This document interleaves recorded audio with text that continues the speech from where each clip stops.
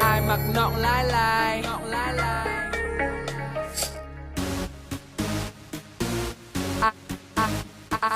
Ai mặc nọng lái lầu.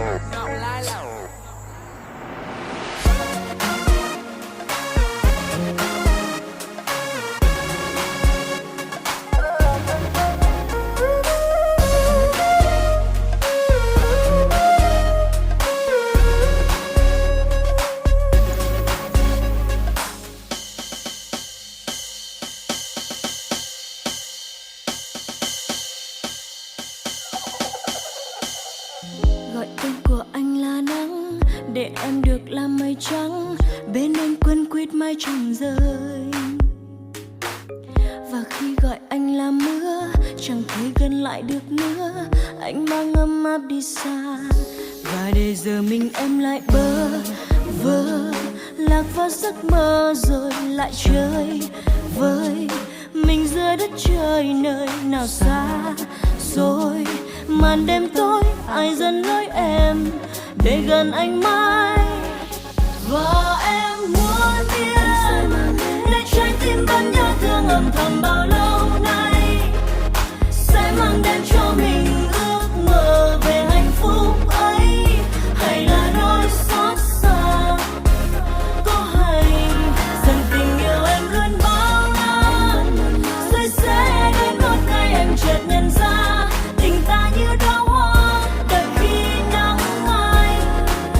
Khi đôi môi lại rạng rỡ, tình ta chẳng phải nhòa. Okay, okay. Give it up for Đoàn Thị Trang. And you know me, Big Daddy from Lady Killer. 1, 2, 3, ready?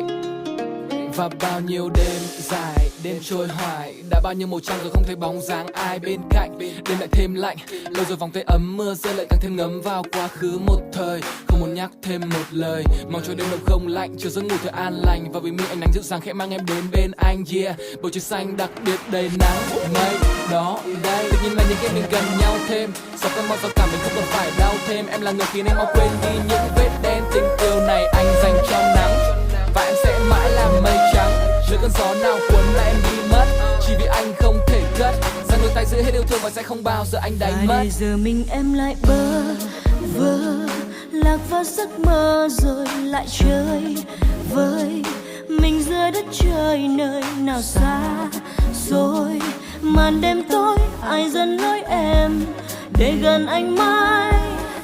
Và em muốn biết nơi trái tim vẫn nhớ thương âm thầm bao lâu nay, sẽ mang đến cho mình ước mơ về hạnh phúc ấy, hay là nỗi xót xa có hay rằng tình yêu em luôn bao la, rồi sẽ đến một ngày anh chợt nhận ra tình ta như đóa hoa đợi khi nắng mai. Khi đôi môi lại rạng rỡ, tình ta chẳng phải nhòa. Và em muốn biết nơi trái tim vẫn nhớ thương âm thầm bao lâu nay, sẽ mang đến cho mình ước mơ về hạnh phúc ấy, hay là nỗi xót xa có hay rằng tình yêu em luôn bao la, rồi sẽ đến một ngày em chợt nhận ra tình ta như đóa hoa đợi khi nắng mai. Khi đôi môi lại rạng rỡ, tình ta chẳng phải nhòa.